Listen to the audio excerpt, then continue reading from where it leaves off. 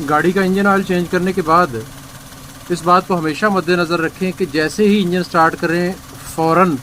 उसका oil filter और drain plug check करें कि लीकेज ना हो, क्योंकि अगर इंजन ऑयल स्टार्ट करने के बाद आप ये लीकेज चेक करने के लिए गाड़ी के नीचे आते हैं तो उस वक्त तक सारा इंजन ऑयल लीक हो चुका होगा। इसलिए हमेशा अपनी ये आदत बनाएं कि जब भी गाड़ी का इंजन ऑयल चेंज करें, इंजन ऑयल चेंज करने के बाद इंजन स्टार्ट करने से पहले अगर एक बंदा इंजन को स्टार्ट कर रहा है तो दूसरा ऑयल सम्प का ड्रेन प्लग और फिल्टर को चेक कर रहा हो कि कहीं इंजन स्टार्ट होने के बाद इंजन ऑयल लीक तो नहीं कर रहा। दूसरी तरफ जो बंदा इंजन को स्टार्ट कर रहा है, स्टार्ट करते वक्त जब स्विच ऑन करें तो उस वक्त ये देखें कि इंजन ऑयल की लाइट ऑन हो रही है।